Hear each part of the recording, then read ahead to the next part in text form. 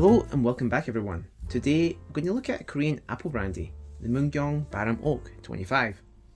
This is an oak aged apple brandy from South Korea and it's bottled at 25%, as you can tell from the label here. It says 25 here.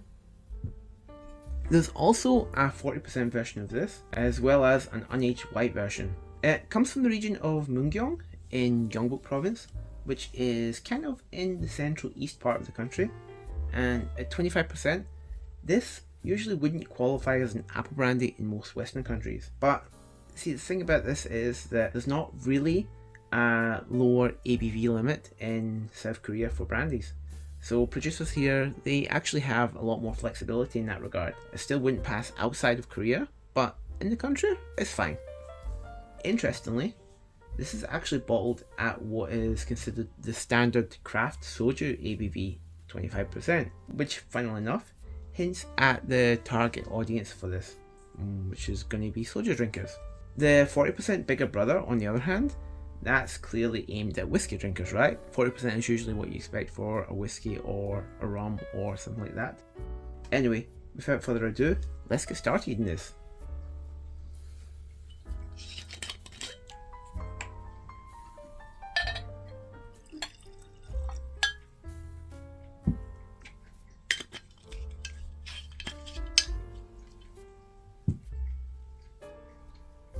So let's take a look at its appearance now. So let's bring it up to the camera quickly. So what we can see from this is that the colour wise, it's a sort of pale straw type colour, a bit like white wine. Legs on this, we can see here, legs are pretty thin and they break up quite easily. They are sort of, yeah, you can see, I don't know if the view is okay. If we look there, it's sort of falling from the sides quite quickly. They're not particularly viscous, but I mean, it is only 25%, so that's sort of what you expect. It also tells me there's probably no sugar added to this. And I think if we have a look at the back of it bottle,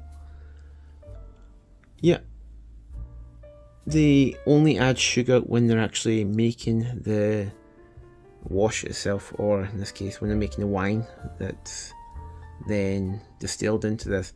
They don't seem to add any sugar when it comes to the post distillation before bottling, which is quite nice.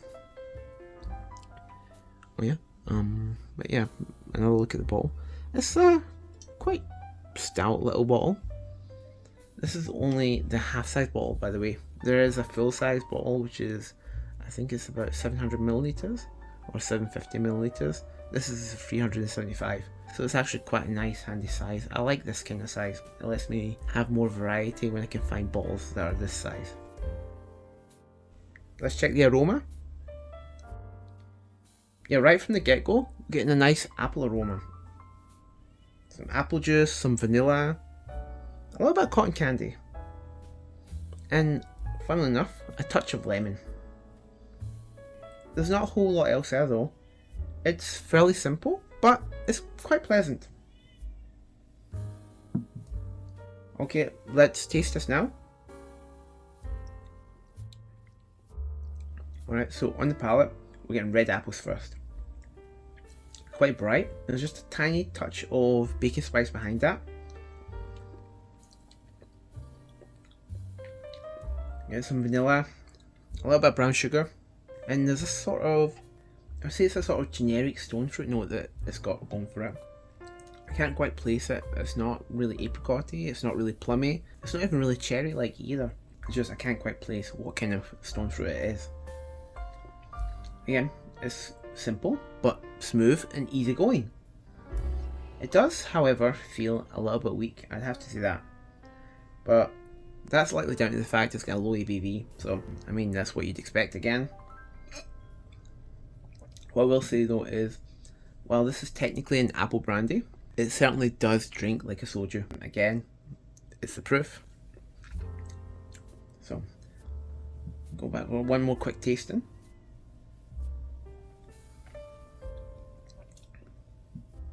Yeah, quite simple.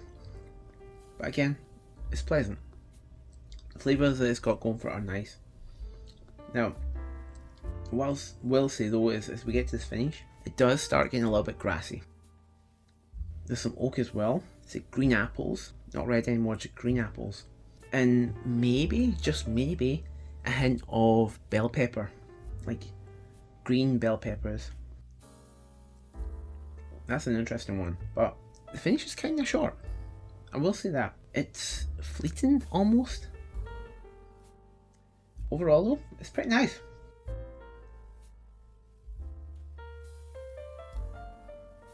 I do like it and I do appreciate it. I've actually had the 40% version of this as well, and that one's a little bit more fiery and a little bit harsher. Honestly, I think I prefer this one, to be honest. This one is easy to sip neat. And sure, it is a little bit watery compared to that one, and it's a little bit watery compared to your typical apple brandies, but it does give you a decent Calvados-like experience at a sort of lower proof. Now,